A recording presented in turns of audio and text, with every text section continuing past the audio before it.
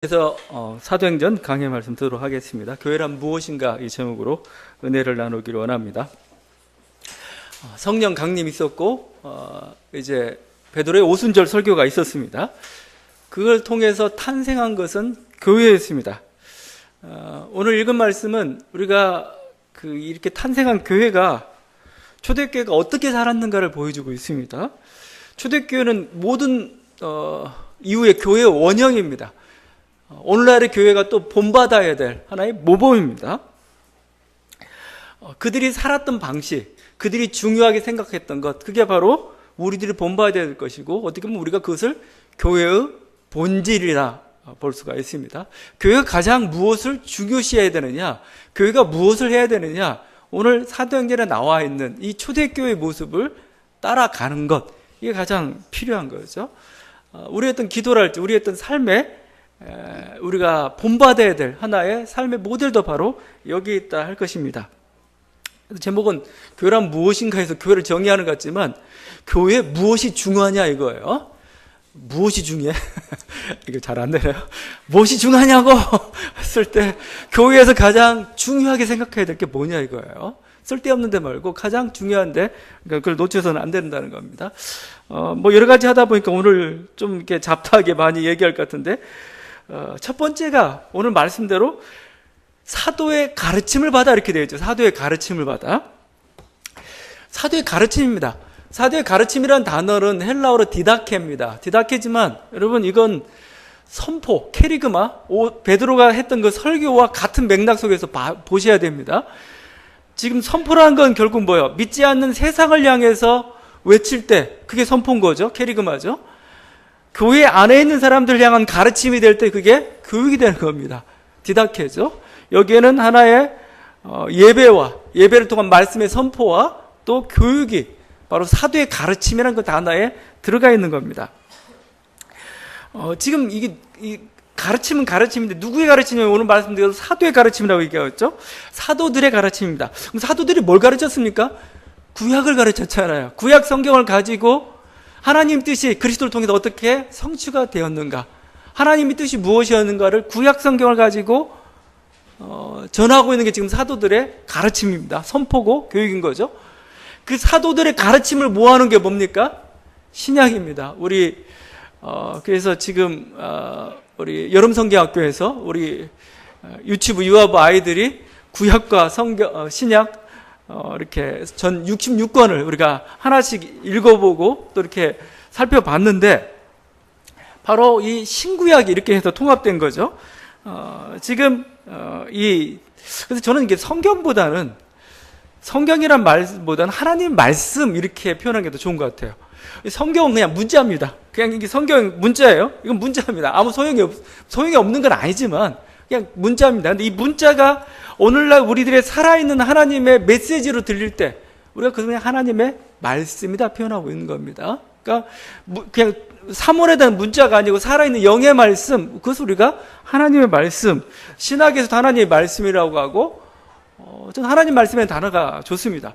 설교라는 게 결국 뭐냐 이거예요. 설교라는 것은 이 성경 말씀을 통해서 오늘 이 시대를 향하신 하나님의 뜻을 전하는 겁니다. 이게 바로 설교고 이게 바로 하나님 말씀인 거죠.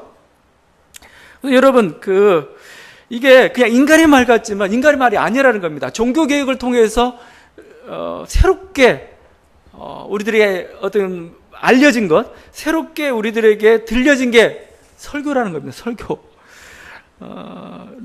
종교개혁자는 이렇게까지 얘기했죠. 하나님의 말씀의 선포는 하나님의 말씀입니다. 무서운 말입니다.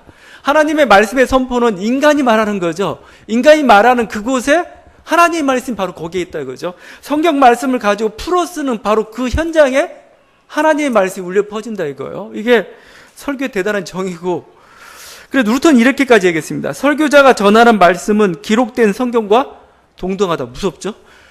우리 성경이 최고라고 얘기하고 있는데 종교 개혁자들은 그 성경을 선포하는 설교라는 행위 자체도 성경과 동일하다까지 이렇게 얘기했어요.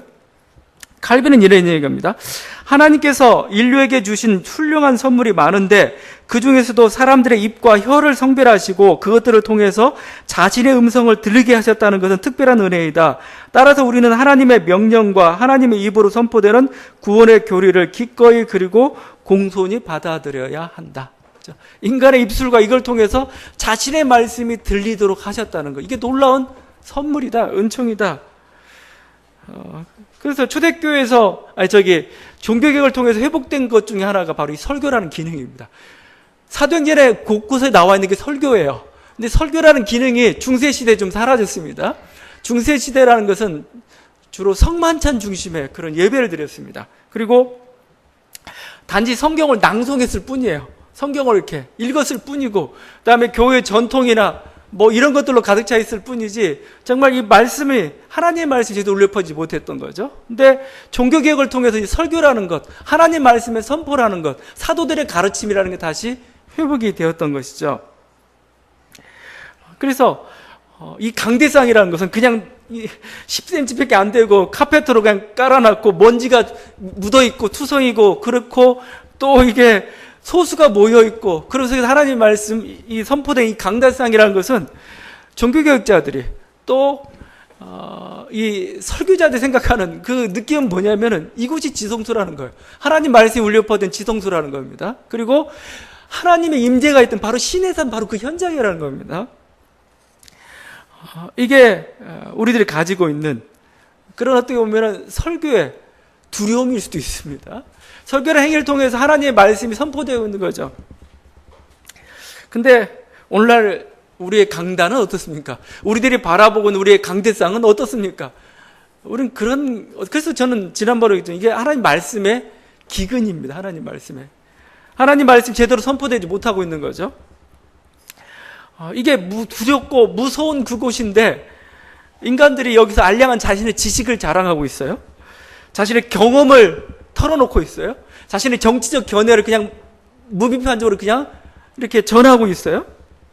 자신의 탐욕과 권력 추구를 위해서 그것을 이용하고 있어요.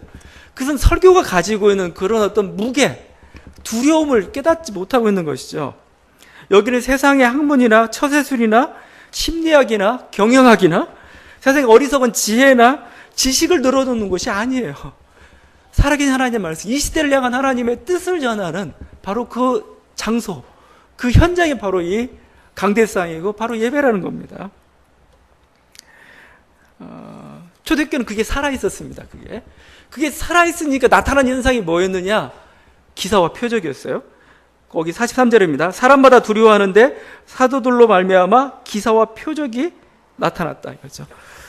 사도행전에서는 안진뱅이가 막 일어납니다. 죽은 자가 살아납니다. 예수님 행했던 기적보다 더 놀라운 기적들을 그들이 행하고 있습니다. 사실 사도행전뿐만 아니고 바울이 복음을 전할 때도 이렇게 표현하고 있습니다. 이는 우리의 복음이 너희에게 말로만 이른 것이 아니라 또한 능력과 성령과 큰 확신으로 된 것이라. 말로만 인간의 설득으로 간 게 아니고 뭐예요? 거기에 능력과 성령과 큰 확신으로 너에게 이르렀다 이거죠. 그러니까 이게 왜 그렇습니까? 하나님 말씀이기 때문에 그런 거죠. 살아있는 하나님의 말씀이기 때문에 이게 뭔가 떨어지면은 그 속에서 뭔가 반응이 나타날 수밖에 없어요. 하나님의 말씀은 우리의 생각과 우리의 이성과 우리의 모든 경험들을 깨트리고 침투하는 그런 말씀이죠. 그러니까 우리가 놀랄 수밖에 없는 거예요. 놀란 게 뭐예요? 기사와 표적인 겁니다. 이게 우리들이 선포되는 그리고 이런 하나님의 말씀에 떨어졌을 때 이런 기사와 표적들이 나타나는데 실제적으로 설교의 주제도 사실은 기사와 표적입니다. 설교의 주제. 우리들이 설교 가운데 뭘 전할 거냐 이겁니다. 중요한 내용이 여러 가지 중요한 내용도 있지만 그 중에 한 부분, 중요한 주제 중에 하나가 바로 이 기사와 표적을, 기적을 선포하는 겁니다. 기적의 메시지를 우리들에게 전하는 것, 이게 바로 설교가 해야 될 중요한 임무 중에 하나입니다. 여러분, 이게 기적을 얘기한다는 게 사실은 우리 과학 시대에 좀 맞지가 않죠. 이성의 시대에 이렇게 맞지가 않습니다. 어리석어 보이고 뭔가 이렇게 호응도 별로 없을 것 같습니다. 그래서 19세기 자유주의 신학이라는 게 등장했습니다. 자유주의 신학이라는 게 이런 거죠. 모든 성경은 이렇게 기적들로 가득 차 있으니까 이게 인간의 이성과 과학의 눈은 도무지 이게 통과가 안 되는 거예요. 그래서 이걸 이성적으로 설명하기 시작한 겁니다. 만약에 무리를 걷는 기적이 있어요. 예수님 무리를 걸었잖아요. 그럼 뭡니까? 그냥 저들이 착각했다. 뭔가 혼란스러운 풍랑을 맞이하고 정신없는 상태에서 유령을 봤다든지 혼란스러운 거다. 혼란을 경험한 거다. 오병이어의 기적, 이 물고기 떡덩어리 5개, 물고기 2마리 놀라운 기적을 행했는데 오병이어의 기적은 자기들 속에 감춰졌던 것을 나누니까, 작은 걸 나누니까 아주 풍성하게 되었다. 이런 거죠. 병든 자가 나은 건 어떻게 또 설명했을 겁니까? 일시적인 어떤 하나의 현상이다. 호전현상. 그럴 수가 있죠. 그리고 우연하게 맞아 떨어졌는데 이게 너무 확대되고 부풀려진 거다. 그런데 자유주의자를 끝끝내 설명하지 못했던 게 하나가 있습니다. 하나님이라는 존재예요. 하나님이라는 존재. 하나님이라는 존재를 어떻게 이성으로 설명하냐 이거예요. 이성으로 설명하는 순간 더 이상 하나님은 우리 신앙의 대상이 되지 않는, 하나님이라는 존재 자체는 어떻게 설명할 수가 없어요. 근데 성경의 다가 하나님이에요. 이게 그들이 결국 한계에 부딪히고 말았는데, 여러분 현대사회에서도 하나님은 어떻게 존재할까? 하나님 우리들에게 어떤 메시지를 전할까? 저는 기사와 표적으로 말씀을 전한다고 생각합니다. 자신의 존재를 기사와 표적으로 보여주세요. 제가 이 얘기하니까 여러분 잘 안 믿죠. 왜냐하면 저는 굉장히 이성적인 설교를 하고 있는데 그렇지 않습니다. 기사와 표적으로 하나님께서 말씀하셔요. 제가 이걸 통해서 어리석은 어떤 미신이나 뭔 반과학주의를 유포하려고 그런 건 아닙니다. 그럼 뭐예요? 이성과 과학도 겸손히 무릎을 꿇어야 된다는 거예요. 하나님 앞에. 하나님 왜 어리석은 기적과 표적을 통해서 우리들에게 말씀하시는가? 오늘도 우리들에게 외치시는가? 너희들이 생각하는 게 다가 아니라는 겁니다. 너희들이 생각하는 이성의 한계나 경험이 다가 아니라는 거예요. 하나님은 그것보다 더 뛰어넘는 분이고 그 앞에 무릎을 꿇을 것을 요구하고 있는 겁니다. 절대 제가 반과학주의를 얘기하고 있는 거 아닙니다. 반이성을 얘기하는 게 아닙니다. 겸손을 요구하고 있는 것이죠. 또 우리 인생이라는 게 100% 내가 다 측량할 수 있는 게 없잖아요. 여러분 100% 알 수 있는 게 뭐가 있어요? 한 치 앞도 알 수가 없는 게 인생입니다. 결국 하나님은 기적과 어떤 이런 기사와 표적을 통해서 우리들로 하여금 하나의 어떤 겸손할 걸 요구하는 거죠. 그리고 희망을 가질 걸 요구하는 겁니다. 그냥 이성적으로 논리적으로 따지면 아무것도 우리는 할 수 있는 게 없어요. 그냥 그대로 살면 되는 겁니다. 그러나 하나님 희망의 하나님이세요. 희망의 하나님. 가능성의 하나님이세요. 우리들로 하여금 뭔가 할 수 있다는 겁니다. 할 수 있다. 도전이죠. 그게 기적이고 그게 표적이지 뭐예요? 저는 인간의 한계를 뚫고 역사하시는 하나님, 그런 면에서 기적을 믿는 것이죠. 우리도 어떻게 보면 성이라된 세계라고 하죠. 인간의 이성이 발달하고, 그래서 더 이상 어떤 이런 어리석은 우상이나 그런 어떤 신화에 빠지지 않는 그런 시대지만은, 여전히 설교는 어리석은 그런 기적을 선포합니다. 우린 그 기적 앞에 항상 서야 돼요. 기적 앞에 서야 돼요. 그건 어떻게 보면 내 그동안 존재의 기반을 흔드는 겁니다. 내가 가지고 있던 경험을 흔드는 겁니다. 그 속에서 우리는 새로운 길을 찾아가는 것이죠. 이게 바로 설교가 해야 될, 또 하나님 메시지가, 하나님 말씀이 선포되는 곳에서 일어난 그 놀라운 일입니다. 그 사건인 겁니다. 하나님 말씀이 떨어지자 초대교회에 일어났던 일이 바로 이 기사와 표적이었습니다. 우리가 두 번째 볼 게 이 초대교회의 가장 특징적이고 우리 가장 인상적인 장면이죠. 재산과 소유를 팔았다 이겁니다. 재산과 자기의 이 45절이죠. 재산과 소유를 팔아 각 사람의 필요를 따라 나눠주었다. 그렇죠? 아마 우리 시대 따지면 구제, 봉사, 나눔 이런 게 될 겁니다.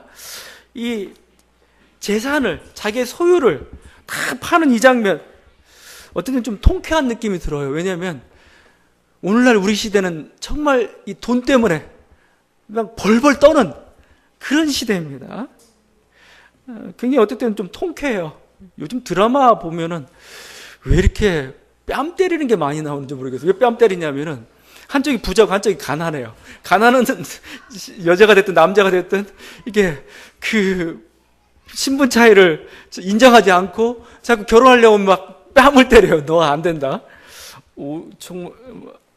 하여튼 그러면 저도 장가가기 힘들 것 같은데. 그러니까 그만큼 어떤 물질이랄지 그게 신이 되어 있는 그런 시대죠. 근데 이 초대교회는 모습은 뭐예요? 물질을 버려버려요. 물질을 그냥 이웃을 위해서 나눠주는 그 모습 어쨌든 좀 통쾌하기조차 해요. 공산주의자들은 여기서 하나의 공산사회의 원형을 보고 있는 거죠. 원시 공산사회의 모습을. 공산주의 모토가 뭡니까? 이런 거죠.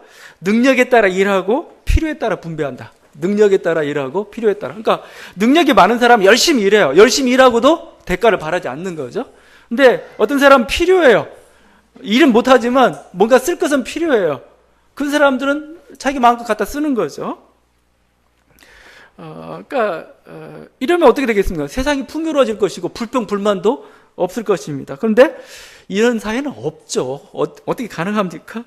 왜냐하면 인간은 이기적 욕망 때문에 그렇죠. 왜냐하면 내가 능력대로 일했는데 그게 내게 안 되면 사람이 동기가 사라지는 거죠. 그 욕망이라는 거잖아요. 내가 일한 건 내 거 돼야 돼요. 그래야 우리는 살 수 있는 거죠. 그래서 하나님 나라가 임하기까지 자본주의는 포기는 못할까? 자본주의는 포기될 수가 없는 것 같아요. 인간의 이기적 욕망이 있기 때문에 그렇고 공산사회는 근본적으로 실패할 수밖에 없는 그런 하나의 어떤 유토피아였던 것이죠. 근데 생각해 보면은 완벽한 공산주의가 이루어지는 곳이 있어요. 어디입니까? 가족이죠. 가정입니다. 가정. 부모는 쎄 빠지게 일하라고 오단벌 사업하기 힘들어요. 근데 이 자식들은 일하면 일 하나도 안 하면서 통장에 있는 돈 자기 돈처럼 막 갖다 쓰고 있어요. 능력에 따라 일하고 필요에 따라 이 분배받는 사회가 바로 이 가정입니다. 가정. 완벽한 공산사회입니다. 완벽한 공산사회. 사랑 때문에 가능한 거죠. 사랑 때문에. 이게. 초대교회가 그랬다 이겁니다. 초대교회가. 근데 강제로 하면 못하죠. 강제로 어떻게 그 재산을 나눌 수가 있어요? 못 나누죠. 성령이 임하고 사랑이 넘치니까 가능한 겁니다. 이게. 성령이 임해서 정말 자기 모든 것을 부인할 정도까지 그 사랑으로 넘치니까 가능한 것이지. 그냥 인간적인 어떤 이성으로 뭔가 인간적인 어떤 주장으로 될 수 있는 그게 아닌 거죠. 중세는 수도원이 그랬습니다. 수도원이 사실은 이런 어떤 초대교회 이상을 좀 실현해 보려고 그랬죠. 그래서 수도원에 들어간 사람들은 재산을 다 헌납하고 그 수도원에 들어갔습니다. 그러다 보니까 수도원이 부자가 됐고 수도사들은 경건했는데 수도원은 타락하는 일이 벌어지고 말았어요. 왜냐하면 기부하는 사람들이 너무 많으니까. 하여튼 인간 사회라는 게 항상 이렇습니다. 근데 이 수도원과 감옥의 차이를 누가 그렇게 얘기하던데 그게 맞는 것 같아요. 수도원과 감옥을 보게 되면은 둘 다 이렇게 먹는 게 시원찮아요. 여러 가지 제한도 당합니다. 일정 거주 지역에 있어야 됩니다. 근데 수도원과 감옥은 천국과 지옥이죠. 그 차이가 뭡니까? 물질적인 건가요? 그건 아니죠. 마음이죠, 마음. 자발성이죠, 자발성. 자기가 즐거움으로 들어간 그곳은 수도원인 겁니다. 근데 강제로 끌려간 그곳은 감옥인 겁니다. 죽어도 하루도 견딜 수 없는 게 바로 그거죠. 공산주의는 감옥처럼 강제했기 사실은 실패했던 거죠. 수도원은 자발적인 그런 공동체였기 때문에 성공했던 거죠. 물론 이제 현대교회에서 똑같이 이렇게 초대교회처럼 이런 식으로 공동으로 이렇게 자기 모든 걸 내어놓고 그런 일은 사실은 불가능할 것 같습니다. 어려운 것. 물론 소수의 그런 아직도 이상을 가지고 그런 공동체를 이루어보는 그런 노력들도 있어요. 그러나 지금은 옛날 농경시대처럼 이렇게 한 곳에 사람들이 몰려 살지 않잖아요. 우리 교회만 해도 막 여러 곳에 흩어져 사는데 이곳에서 이런 하나의 공동체를 이루기가 쉽지는 않습니다. 또 자본주의가 고도로 발달해서 어떻게 보면은 물질에 굉장히 메인 사회가 되어 있어요. 여러분 옛날에는 그냥 산속에 혼자 있어 살아요. 근데 지금 못 살아요. 전기 한번 끊겨봐요. 이 무더운 여름에 에어컨 없이 우리 어떻게 예배드리고 어떻게 살아요? 우리는 정말 물질에 엮여져 있는, 그래서 내 손안에 물질이 없다는 것은 그냥 단순히 중세사회나 고대사회에 물질이 없다 그 차원으로 달라요. 이건 오히려 더 우리는 물질에 더 메인 그런 사회가 되었고, 그래서 여기서 물질을 포기한다는 건 쉬운 일이 사실은 아닌 그런 시대가 되었고, 또 분업화가 많이 진행이 되었죠.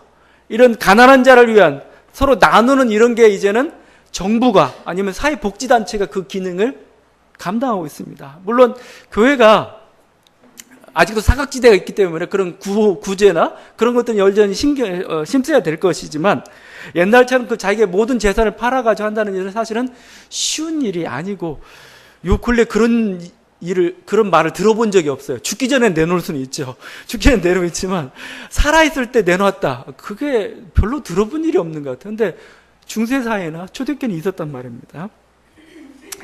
하여튼 그렇지만, 어떻게 보면은 그 정신이 그래도 조금 이어지고 있는 게 저는 헌금이라고 생각합니다. 헌금. 우리 교회에서 하고 있는 그런 헌금들. 그 중에 우리들의 그 일부를 헌금이라는 형태로 드리는 거죠. 다른 안 드리지만. 우리는 아나니아와 삽비라처럼 팔아가지고 일부는 자기 소유로 쓰고 일부는 이제 드리는 거죠. 그래서 결국 우리는 이 일부를 가지고 뭐죠? 초대교회가 꿈꿨던 그런 초대교회가 나누었던 이상적인 모습으로 있던 구제와 하나의 봉사, 그런 선교의 모습들을 우리는 해야 되는 것이죠. 그래서 우리 교회도 이것을, 이 나눔의 정신을 우리가 본받고자 우리 비전 선언문은 아주 거창하게 써놨죠. 뭐라고 쓴지 여러분 기억나요? 재정의 33.3%는 무조건 밖으로 내보낸다. 그래서 선교와 구제로 쓴다. 실제 저희가 한 3, 4년 그렇게 했어요. 했는데 저희 완전히 거덜나게 생겼어요. 그래서 왜냐하면 숫자도 얼마 안 되는 데다가 여기서 헌금, 또 그 헌금의 일부는 또 다른 교회에서 또 보조금식으로 들어오는데 우리는 마치 생색내는 것처럼 일부러 또 밖으로 내보내고 막 하다 보니까 영 안 되겠어요. 그래서 비전으로 놔두자. 우리가 어느 정도 규모를 갖추면은 그때에서는 좀 밖으로 내보내자. 33.3%는 그렇게 책정을 했습니다. 우리가 그 11조를 보통 구약시대에 내잖아요. 근데 3년 때 되는 해의 11조는 가난한 이웃을 위해서 쓰라고, 객과 고아를 위해서 쓰라고 하고 있거든요. 그래서 그냥 대충 계산하니까 33.3%다. 그래서 무조건 그것은 밖으로 내보내자, 우리. 항상 우리는 이 부담감을 가지고 가야 될 것입니다. 비록 지금은 작아서 그냥 자급자족하게 어려운 그런 형편이지만, 우리들 항상 목표로서는 이게 사실 또 이렇게 생각하세요. 여기서 교회에서 일하고 있는 목회자들 구제해주고 있다 이러면 생각하세요. 서로 나누고 있다 생각하세요. 그래서 이게 어느 정도 되면은 우리들이 계속 사회를 향해서 뭔가 구호와 봉사와 구제와 이런 사역들을 감당하는 거, 이건 하나님께서 또 초대교회 보여줬던 모범이고, 교회가 그것을 해야 되고, 여러분, 교회가 신문에서 아니면 인터넷에서 항상 칭찬받을 때 언제인 줄 아세요? 이런 일 할 때예요.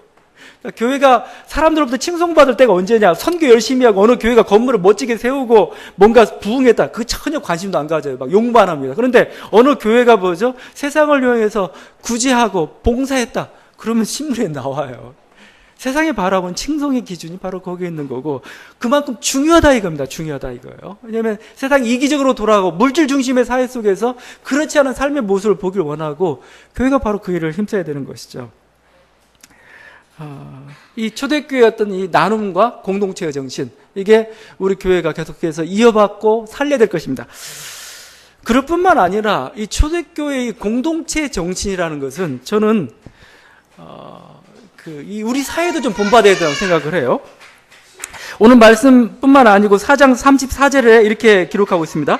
그 중에 가난한 사람이 없으니 이는 밭과 집 있는 자는 팔아 그 판 것의 값을 가져다가 사도들의 발 앞에 두며 그들이 각 사람 필요를 따라 나누어 주며. 가난한 사람도 없었다 이겁니다. 가난한 사람도 없었다. 왜? 부유한 사람이 나눠주니까 뭐예요? 모두가 다 풍족하게 이렇게 누리고 있는, 그야말로 오병이의 놀라운 기적이 없더라도 뭐예요? 이미 초대교회는 뭐예요? 그 풍요로움을 기적 없이도 이렇게 이루고 있는 그런 모습. 이게 바로 공동체성이죠. 모두가 한 형제요, 한 자매라는 거죠. 그러니까 뭐요? 마치 가족처럼 그들의 아픔을, 그들의 배고픔을 자신의 것으로 받아들이는 것이죠. 요즘 우리 사회가 지금 제일 문제가 되는 게 저는 공동체성이고, 우리 사회가 지금 새롭게 어떻게 보면은 지금 추구해야 되고 새롭게 조금 이렇게 지향해야 될 가치가 뭐냐 할 때 저는 공동체성이라고 생각해요. 공동체주의라고도 할 수가 있습니다. 최근 어떤 그 교육부 관료가 이런 발언을 해가지고 엄청 무리를 좀 빚었죠. 민중은 돼지다. 또 1%와 99%, 1%의 귀족, 부유한 사람, 그리고 99%의 가난한 돼지와 같은 그런 민중들, 이렇게 나눴죠. 그리고 그 신분 사회가 계속 진행돼야 된다는 이 말 보니까 그 말 듣다 보니까 드라마 요즘 그 내용들이에요. 돈 없는 가난한 사람하고 부자하고의 결혼을 막고 있는 그런 우리들의 가족들의 어떤 드라마 모습이 그대로 거기서 사실 투영 그대로 되고 있죠. 근데 여러분, 이렇게 공동체가 깨지면 지금 100명이 살고 있는데 그중에 99명이 힘들어하고 있어요. 한 명만 자기는 배부르고 난 좋아. 그러면 그 사이는 굉장히 불안한 사회가 됩니다. 위험한 사회가 되는 거죠. 그 사이는 언제든 깨어지게 마련이에요. 여러분, 그래서 우리 사회에 좀 필요한 게 뭐냐? 저는 공동체성, 공동체주의라고도 좀 얘기하고 싶어요.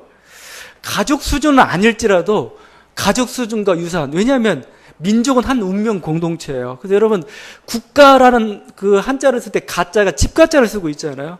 국가도 집이에요, 이건. 왜냐하면 사실 여러분 그래요.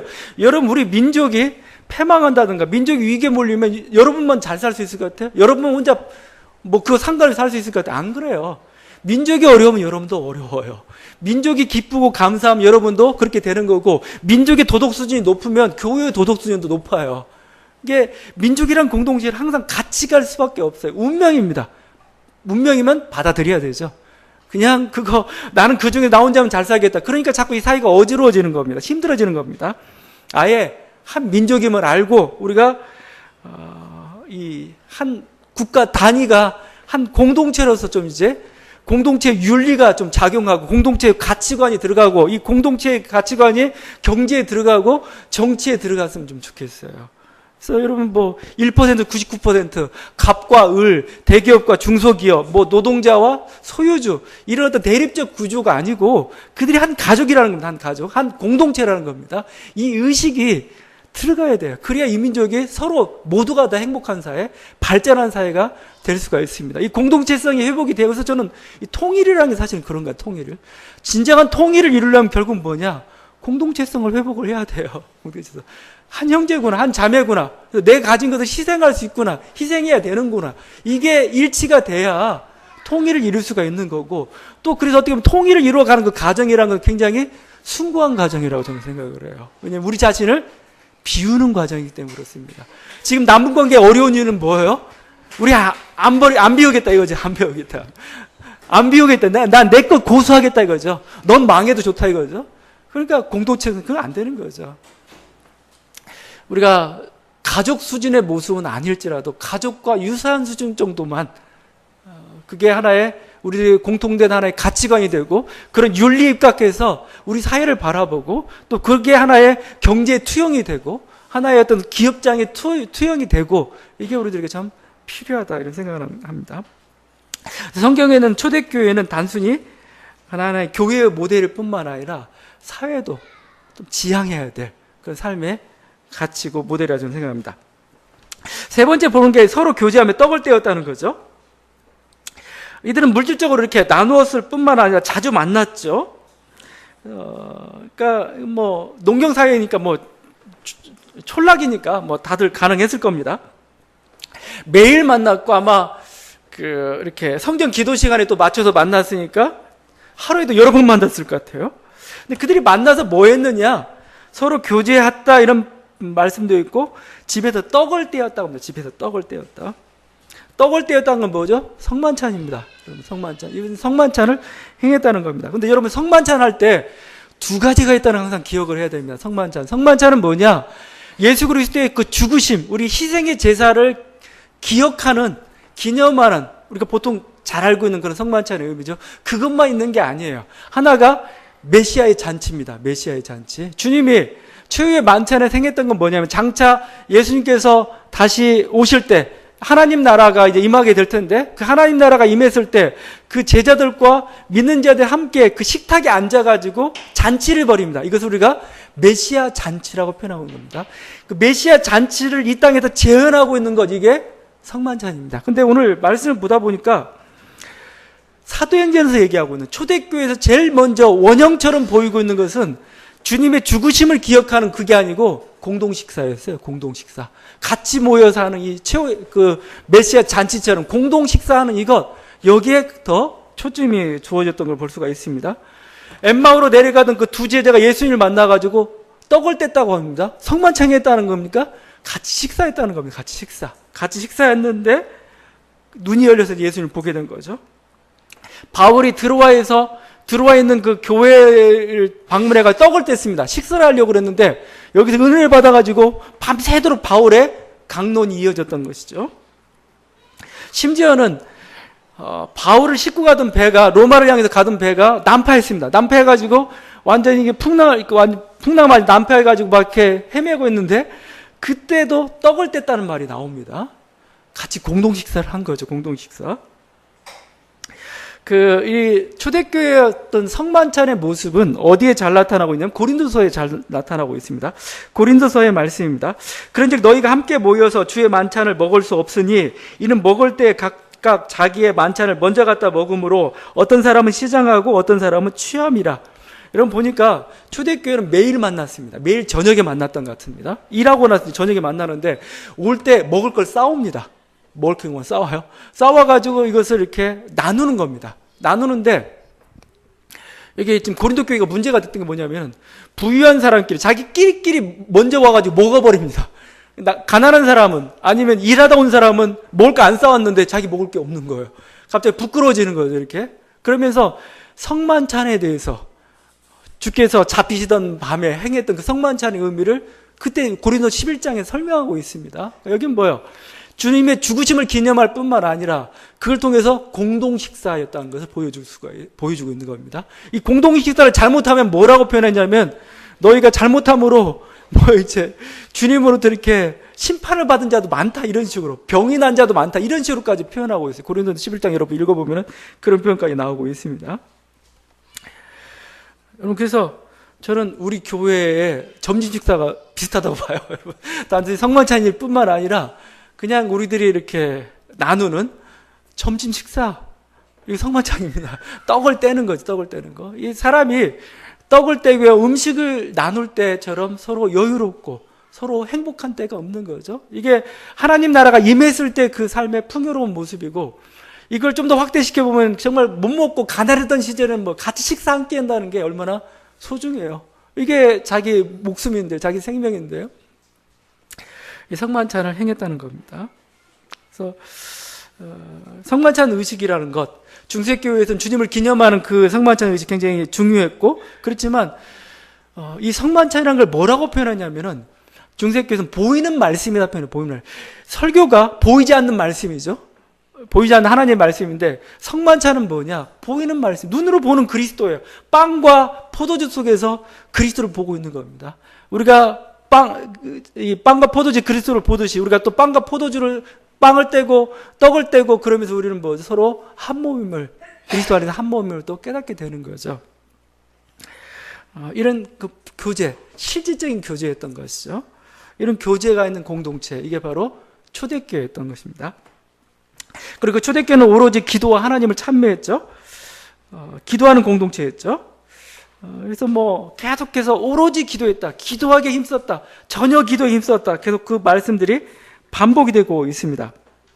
근데 초대교회 기도를 보게 되면은 이렇게 시간에 맞춰서 했던 것 같아요. 주로 유대인들이 기도하던 시간에 맞춰서 했던 게 초대교회 기도였습니다. 그래서 오전 9시에 아침 기도가 유대인들 시작되는데 정확히 9시나 그 무렵입니다. 그때 기독교, 초대교회도 같이 모여서 기도합니다. 그러다가 무슨 일이 났습니까? 오순절 성령 강림 사건이 일어났죠. 12시에 정오 기도라는 게 있습니다. 12시에 기도합니다.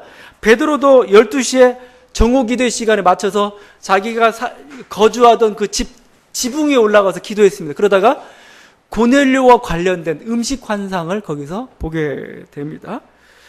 또 저녁 기도라는 게 있습니다. 오후 3시라고도 이렇게 표현되어 있는데 9시 기도 이렇게 표현되어 있습니다. 근데 오후 기도가 있는데 오후 기도 시간에 맞춰서 베드로와 요한이 성전으로 가다가 거기서 안진뱅이를 보고 안진뱅이를 고치는 놀라운 기적을 행하게 되었던 거죠. 그러니까 이들이 드리는 기도는 개인 기도일 뿐만 아니라 공적인 기도 시간에 맞춰서 함께 드리던 공동체의 기도였다는 걸 볼 수가 있습니다. 그 공동체의 기도 가운데 하나님께서 놀랍게 역사하시죠. 그리고 그 기도를 들으시죠.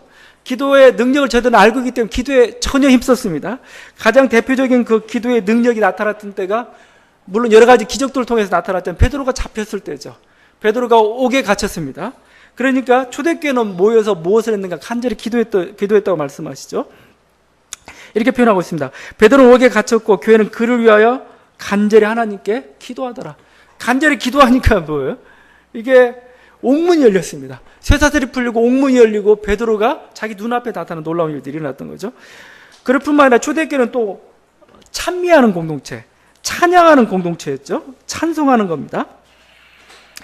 하나님을 찬양했다, 하나님을 찬미했다 이렇게 표현하고 있죠. 아마 그 아름다운 찬양이나 아니면 기도나 아니면 감사기도죠. 아니면 간증이나 고백이나 이런 걸 통해 가지고 하나님께 찬양했던 것 같아요. 그 찬양의 위력이라는 게 이렇게 나타나고 있습니다. 바울과 실라가 빌립보에 갇혔습니다. 억울하게 잡혀가지고 채찍질을 당하고 깊은 감옥에 갇혔는데 그들이 깊은 감옥에 했던 게 뭐예요? 하나님을 원망한다든가 재수 없어서 한숨 쉬고 있다든가 뭐 이런 건 아니었어요. 그들이 했던 것은 하나님을 찬미했다고 하죠. 이렇게 표현합니다.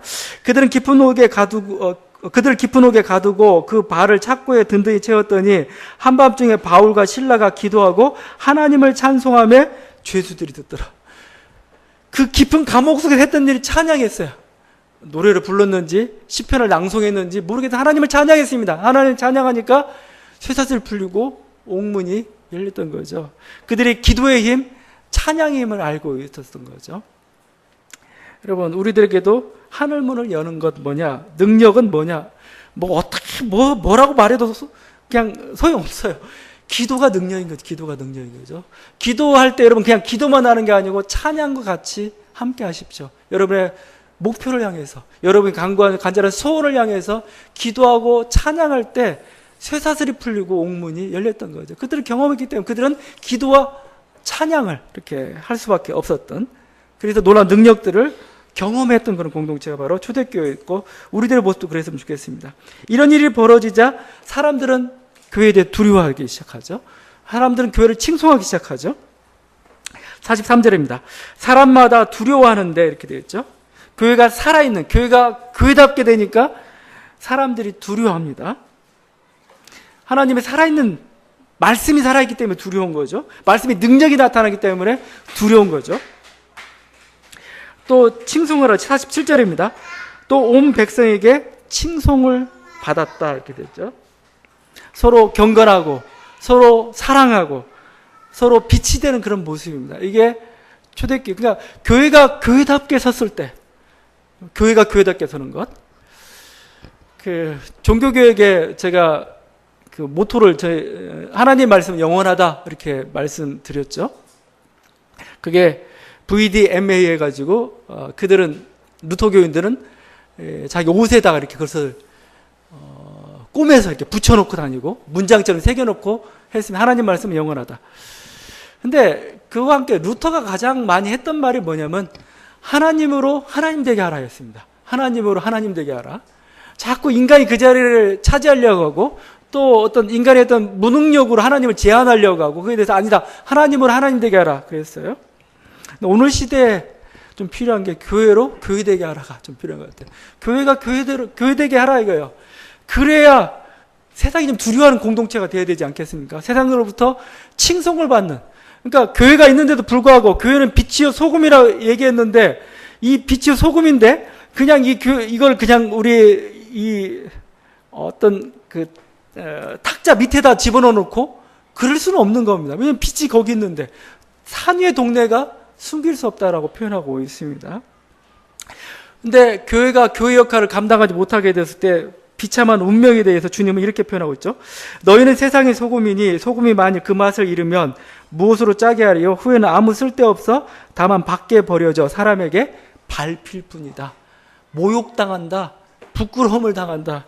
오늘날 우리 교회의 모습 같아요. 그러니까 이렇게 두렵고 칭송하는 공동체가 아니고 그냥 모욕감을 당하는, 부끄러움을 당하는 우리들의 모습입니다. 뭐 한국교회인데 우리도 한국교회 일원이죠. 우리 교회의 모습은 어떤가? 그렇죠? 초대교회가 교회답게 하나님 말씀이 제대로 선포가 되고 그들이 서로 교제하고 성만찬이 있고 또 나눔이 있고 그 구제가 있고 기도와 찬미가 있는 그 공동체에 살아있는 하나님 놀라운 역사들이 나타났던 거죠. 그 결과가 부흥이었던 거죠. 47절입니다. 주께서 구원받는 사람은 날마다 더하게 하시니. 제가 말씀드리지만 부흥은 선물입니다. 부흥은 목표가 아니에요. 부흥은 뭐예요? 교회가 교회답게 되었을 때, 교회가 건강하게 되었을 때 자동적으로 주어진 하나의 열매였던 것이죠. 그럼 우리 교회가 이 초대교회를 모델로 삼을 수 있기를 바랍니다. 우리의 부족한 모습들 하나하나 이렇게 고쳐가며 나갈 수 있기를 바라고, 그래서 이 교회도 하나님의 놀라운 은혜의 선물이 있기를 간절히 바랍니다. 같이 기도하시겠습니다.